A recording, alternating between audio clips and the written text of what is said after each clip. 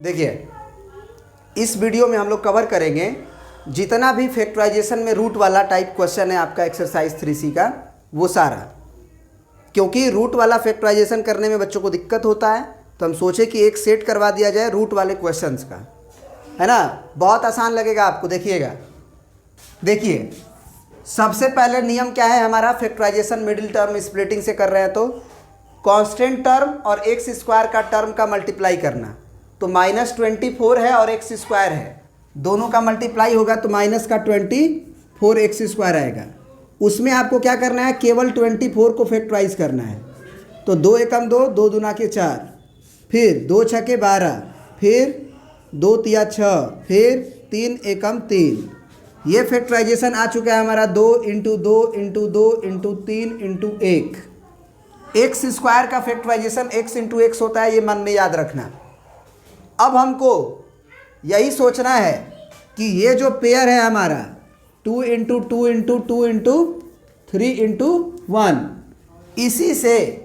इसी से बीच वाला लाना है। कैसे? तो उसमें से 2 पेयर सेलेक्ट करना है और ऐसे कि जोड़ने घटाने से बीच वाला है और गुना करने से किनारे वाला है। अब जरा सोचो, कोई भी पेयर लोगे, कोई भी पेयर मान लो तुम, मतलब तुम्हारा ट्रायल क्या होगा, तुम क्या सोचोगे कि कुछ लेते हैं ऐसे ही नंबर सेलेक्ट करोगे। जैसे मान लो तुमने 2 सेलेक्ट कर लिया तो बाकी पूरा सेलेक्ट करना पड़ेगा। तो 3 दूना के 6, 6 दूना के 12। अब 12 2 को जोड़ोगे तो 24 आएगा और 12 2 को घटाओगे तो 12 2 को जोड़ोगे तो 14 आएगा और घटाओगे तो 10 आएगा। क्या √3 कभी आएगा जोड़ने या घटाने से? अब तुम मान लो तुम ऐसे सोच रहे हो कि हम क्या कर लेते हैं, 2 दूना 4 ले लेते हैं और 3 दूना 6 ले लेते हैं। तो 6 4 से भी तो प्लस में 10 आएगा और घटाओगे तो 2 आएगा। हमारा ये कहने का मतलब है कि 2 रेशनल नंबर को जोड़ के इरेशनल नंबर थोड़ी ला सकते हो। सोच के देखो, 2 रेशनल नंबर को जोड़ के इरेशनल कभी आएगा? ये √3 जो है इरेशनल नंबर है। तो इस तरह से पेयर को अगर सेलेक्ट करना सोचोगे तो तुमको नहीं मिलेगा। तुमको ये सोचना होगा कि अगर हमको √3 लाना है तो अगर हमारे पास 5√3 हो और 7√3 हो तो हम तब जोड़ के 7 5 12√3 ला सकते हैं, चाहे घटा के 2√3 ला सकते हैं। मतलब कि √3 का टर्म अगर लाना है तो इसका मतलब उस फैक्टराइजेशन को हमको कुछ इस तरह से फिर से अरेंज करना होगा ताकि √3 वाला जोड़ या घटा के आए। तो हम क्या करेंगे, हम अपना 20 खोपड़ा लगाएंगे और वो 20 खोपड़ा क्या होगा कि 3 को हम लिख देंगे, फिर से देखना ध्यान से, 2 को रहने देंगे, है ना। 3 को लिख देंगे √3 × √3, क्योंकि अगर a को 3 बाहर है तो 2 ठो √3 इंटू में लिखा जा सकता है। क्या ये बात तुम्हें समझ में आती है?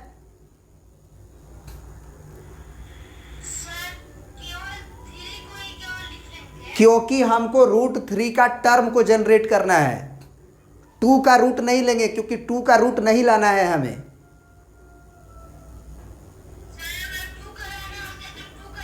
टू का लाना होगा तो 2 का लेते। अगर √6 का लाना है, कभी कभी देखोगे कि यार √6 मौजूद रहता है, तो √6 मौजूद रहेगा तो हम 3 दूना के 6 कर लेंगे पहले ही और 6 को √6 × √6 लिखेंगे, क्योंकि हमको मालूम है कि √3 का टर्म ही √3 के टर्म से जुट या घट सकता है, √2 का √2 के टर्म से जुट या घट सकता है, √6 को √6 से ही जोड़ सकते हैं, घटा सकते हैं। याद रहेगा ये बात? अब √3 बन गया तो √3 को जैसे हम लोग एक ठो x करते थे, उसी तरह से एक ठो में √3 को डालेंगे और दूसरे में एगो √3 को डालेंगे। तो मान लो हम क्या करते हैं कि इस 2 को और √3 को एक साथ कर लेते हैं। ऐसे ही हम सोचे तो 2 √3 अगर हो गया तो कोई भी छोड़ना नहीं है, तो बाकी क्या क्या बचा? तो 2 दूना के 4 बचा और 4 √3 बचा, क्योंकि 4 का √3 में गुना होगा तो 4 √3 होगा। अब सोचो कि 4 √3 और 2 √3 से क्या हम 2 √3 ला सकते हैं? तो जवाब आया हाँ, ला सकते हैं। कैसे? तो 4 को √3 में से 2 को √3 घट जाएगा तो नहीं आ जाएगा 2 को √3। √3 को मैंगो की तरह ट्रीट करो। √3 मैंगो है तो 2 गो मैंगो यहाँ है और 4 गो मैंगो यहाँ है। तो अगर 2 गो मैंगो में से 4 गो मैंगो घटा दोगे, चाहे 4 गो मैंगो में से 2 गो मैंगो घटा दोगे तो 2 गो मैंगो बचेगा। हमको 2 √3 चाहिए। अब तुम ये सोचो कि किस में प्लस करें और किस में माइनस करें।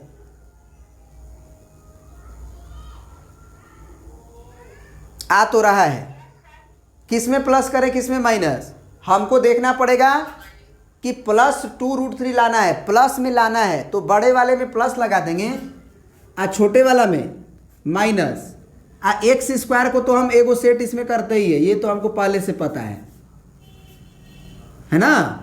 अब देखो इन दोनों का गुना करोगे तो ये आना चाहिए, इन दोनों का गुना करोगे तो ये जो है वो आना चाहिए, और जोड़ने घटाने पे ये वाला आना चाहिए। तो जोड़ने घटाने पे तो हमारा बीच वाला आ ही रहा है, गुना भी करके देख लो। तो 4 दूना के 8 और √3 का गुना होगा तो एगो 3 बाहर होगा ना।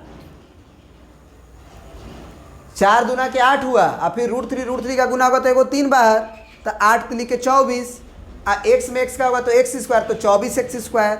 आ रहा सवाल प्लस माइनस का, तो यहाँ माइनस है यहाँ प्लस है तो माइनस प्लस माइनस आ रहा है, मतलब ये सही है, सिलेक्शन सही है।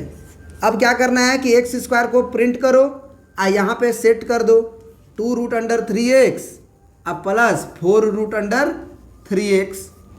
तो यहाँ पे तुम बहुत ही बढ़िया कॉन्सेप्ट सीखे हो कि √3 लाना है तो √3 में ब्रेक करेंगे, √6 को ब्रेक √6 में लाना है तो कैसी तरह से 6 सेलेक्ट करेंगे और √6 लिखेंगे, है ना।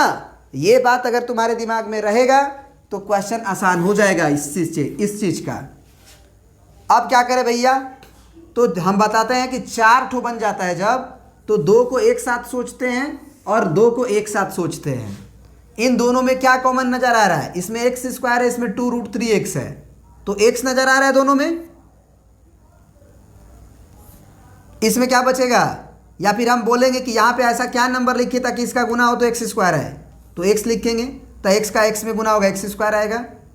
फिर यहाँ पे क्या लिखें कि इसका और इसका गुना हो तो -2√3x है, तो सबसे पहले तो माइनस लिखेंगे क्योंकि प्लस माइनस माइनस। अगर x लिए हुए हैं तो 2√3 लिखेंगे।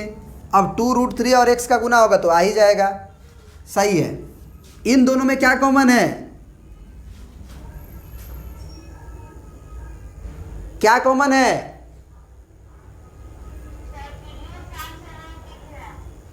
चार कॉमन है ना दोनों में। 4 के साथ साथ बच्चा जो है सोचता है कि √3 कॉमन नहीं है, √3 भी कॉमन है, √3 भी कॉमन है। कैसे कैसे, तो तुम जो है ये जो फैक्टराइजेशन किए थे, ध्यान से सुनना, बहुत कॉन्सेप्चुअल बात है। ये जो फैक्टराइजेशन किए थे वो किसका था, 24 का ही ना था। 2 दूना 4, 4 दूना 8 और √3 का तो 3 हुआ, 8 3 के 24। तो इसका मतलब अगर एक और हिंट लो कि 4√3 कॉमन क्यों लेंगे, एक्चुअली यहाँ वाला चीज़ और यहाँ वाला जो लिखते हैं वो मैच करना चाहिए ना। तो यहाँ पे अगर x है तो निश्चित रूप से अगर तुम मान लो 4 कॉमन लोगे तो यहाँ पे √3x बच जाएगा। अब √3x मैच नहीं किया तो इसीलिए ये भी सोचो कि यहाँ पे हम ज़बरदस्ती 4√3 कॉमन ले लेंगे। 4√3 कॉमन लेंगे तो यहाँ पे क्या लिखेंगे कि इन दोनों का गुना 4√3x आएगा, x लिखेंगे तभी ना। अब देखो यहाँ पे माइनस है तो यहाँ प्लस है तो हम माइनस लिखेंगे, प्लस माइनस माइनस आएगा।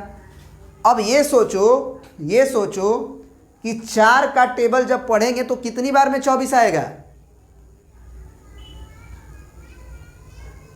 बोलो।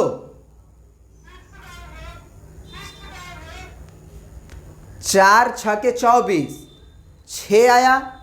अब यहाँ पे देखो ये 4 तुम्हारा कॉमन था, तो 4 तुम्हारा कॉमन था तो इधर क्या बचा, देखो ध्यान से, √3 भी तुम कॉमन लिए हो। 4 और √3 कॉमन लिए हो अगर, तो तुम्हारा 2√3 बचेगा यहाँ पे। और अगर ज़्यादा समझ में ना आए तो तुम क्या कर लो कि यहाँ पे x - 2√3 है, यहाँ पे x - 2√3 लिख दो। लिखने के बाद सोचो कि इसका इसका गुना होगा और इसका इसका गुना होगा तो ऊपर वाला आ जाएगा कि नहीं। तो 4√3 का x में गुना होगा तो 4√3x आ जाएगा, और फिर 4√3 का 2√3 में गुना होगा तो 4 का 2 में हुआ तो 8 आया, और फिर √3 का √3 में गुना होगा तो 3 आया, तो यानी कि 8 3 के 24 आ गया। ये बात समझ में आया?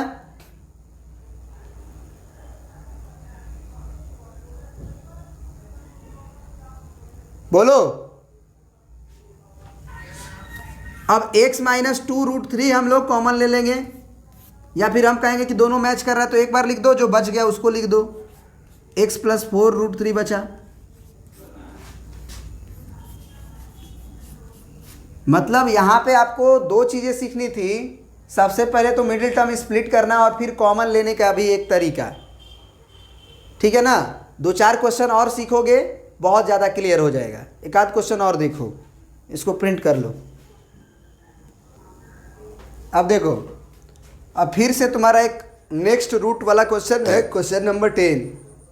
इसको फैक्टराइज करना है।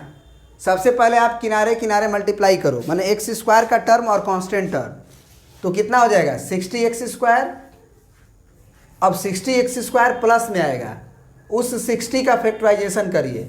2 से 2 3 6 0, फिर 2 से 2 एकम 2, 1 बचा 1 0 10, 2 5 10, 3 से काटो 3 5 15, और फिर 3 से काटो 5 से काटो 5 एकम 5, यानी जो फैक्टराइजेशन आया वो तुम्हारा आया 2 × 2 × 3 × 5 × 1। अब ध्यान से देखो, हमको अब की बार √6 जनरेट करना है। तो हम पहले ही वीडियो में बता चुके हैं कि अगर √6 जनरेट करना है तो 6 पे √6 लगाना होगा। तो 6 को एक साथ कर लो पहले, तो 2 को रहने दो, तो 2 × 5 को एक साथ कर लो, आइए 3 दूना के 6 को एक साथ कर लो, है ना। एक साथ कर लिए हम लोग, गुने 1 भी लिख दो।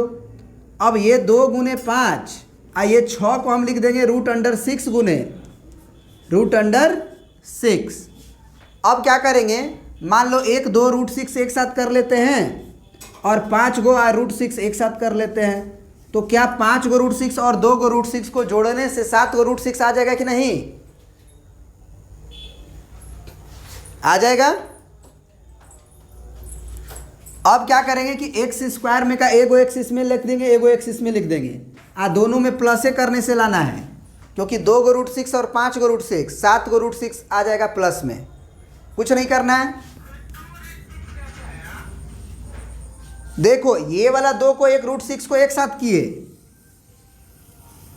ये 5 √6 को एक साथ किए, तो 5 √6 और 2 √6 नहीं आ गया?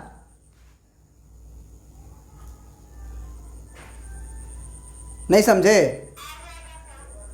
समझे कि नहीं? हम बोले ना कि जो भी बनता है उस सारा को सेलेक्ट करना है 2 ही पार्ट में। एक पार्ट में अगर जो लिए हो तो बाकी बच गया, उसको एक पार्ट में लेना पड़ेगा, छोड़ना कुछ भी नहीं है। तो हम 2 और √6 को एक साथ कर लिए और 5 √6 को एक साथ कर लिए, क्योंकि 2 √6 का गुना होगा तो 2 √6, 5 √6 का गुना होगा तो 5 √6। अब बीच में केवल ट्रांसफर करना है, तो x² प्लस 2 √6x, अब प्लस 5 √6x, अब प्लस 60। अब 2 4 बन गया, 2 2 में सोचेंगे। अब इन दोनों में क्या कॉमन है? x कॉमन है, तो यहाँ पे क्या लिखेंगे? x² आएगा, x लिखेंगे, फिर x कॉमन है तो 2 √6 लिखेंगे, है ना। अब यहाँ पे ये समझ में आना चाहिए कि अगर x अंदर बचा हुआ है तो अगला वाला ब्रैकेट में भी x ही अंदर बचना चाहिए। तो यहाँ पे अगर x बचाना है तो 5 √6 को पूरी तरह से तुम्हें कॉमन लेना पड़ेगा, वो भले उधर दिखाई दे या ना दे। तो ये 5 √6 ले लेंगे, क्यों? क्योंकि हमको इसमें हमको मालूम है कि यही वाला जो नंबर है वही आता है।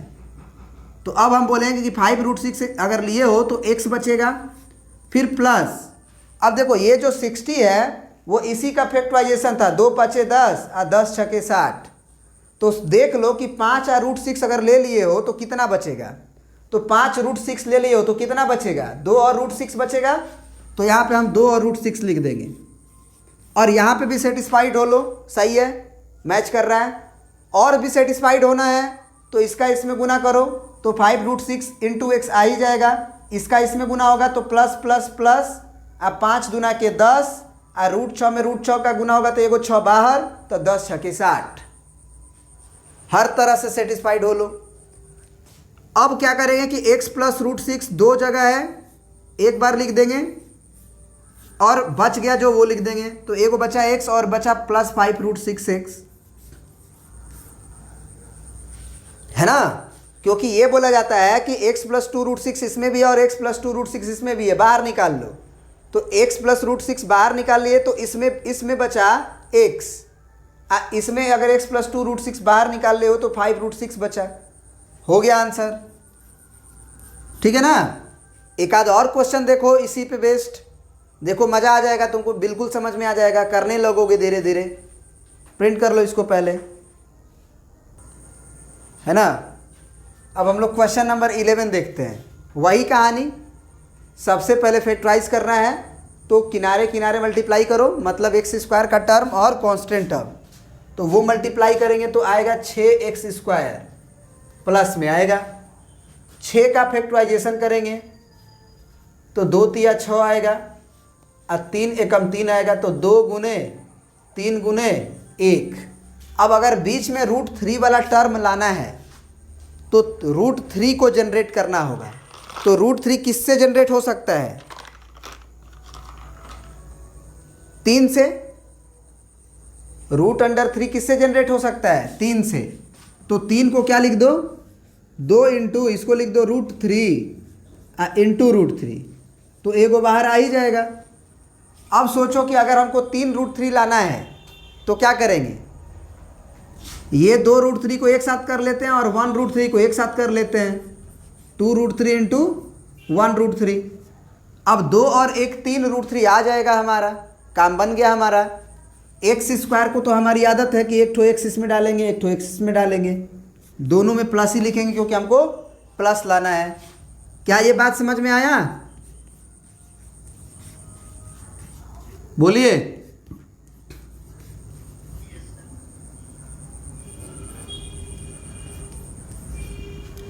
अब 4 पार्ट बना, 2 पार्ट को सोचेंगे क्या कॉमन है इसमें? x² है, x है, तो x है, क्या लिखेंगे तो x² आएगा, x लिखेंगे, प्लस x बाहर है, बस 2 √3 बचेगा। अंदर गुना करके भी देख लो, x में x का करेंगे x², x में इसमें करेंगे तो 2 √3 इंटू x, प्लस अगर यहाँ पे x है तो यहाँ भी अंदर x बचाना है, और अंदर x बचाने के लिए √3 को ज़बरदस्ती कॉमन लेना पड़ेगा।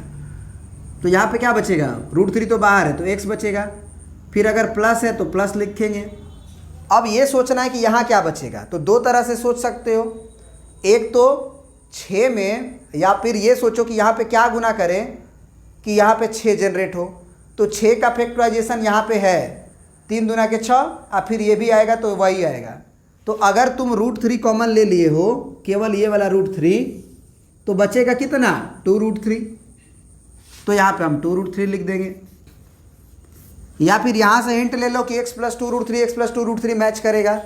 फिर यहाँ से भी हिंट ले लो कि इसका इसमें गुना करेंगे तो √3 इंटू x आएगा, फिर इसका इसमें गुना करेंगे तो 2, और √3 का गुना होगा तो 3 बाहर आएगा, तो 3 का दूना 6।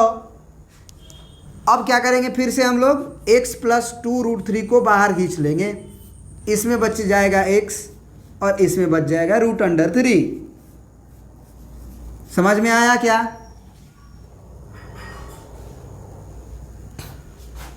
नेक्स्ट क्वेश्चन देखिए।